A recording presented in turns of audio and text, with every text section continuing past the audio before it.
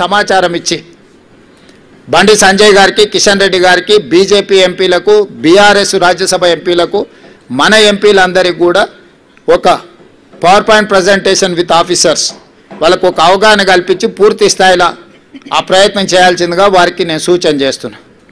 ఇక రెండవది బీఆర్ఎస్ ప్రధాన ప్రతిపక్షం. నేను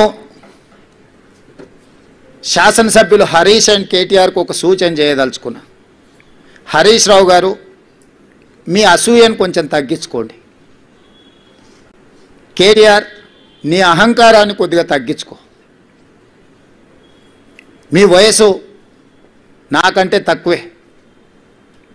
ఇంకా చాలా రోజులు మనం రాజకీయాలలో కొనసాగాల్సిన అవసరం ఉన్నది. అధికారం అనేది ఎవరికీ శాశ్వతం కాదు. అధికారం అనేది వారసత్వ సంపద కాదు. మన తాతలు ముత్తాతల నుంచి వచ్చిన సంపద అయితే అది మనకే చెందుతుంది. మనకు కూడా ఇంట్లో ఆడపిల్లలు వచ్చి వాటా అడిగితే ఎన్టీ రామారావు గారు తీసుకొచ్చిన ఆడపిల్లలకు కూడా ఆస్తిలో సమాన హక్కు కల్పించిన తర్వాత దాంట్లో ఆడపిల్లలు కూడా వాటా అడుగుతారు. అది కూడా పూర్తిగా మనకు రాదు.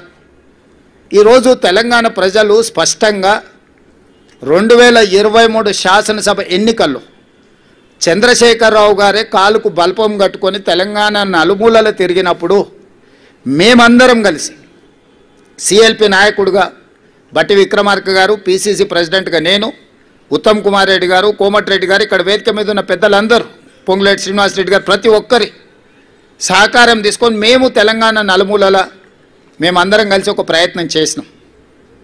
ప్రజలు స్పష్టమైన తీర్పిచ్చి 65 సీట్లు మాకు, మా పక్షాలకు, అదేవిధంగా 38-39 సీట్లు మీకు ఇవ్వడం జరిగింది.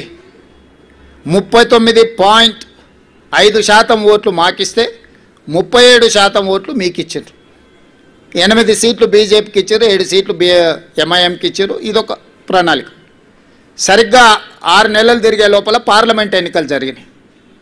పార్లమెంట్ ఎన్నికల్లో మా 39.5% ఓటు కాస్త 41%కి పెరిగింది.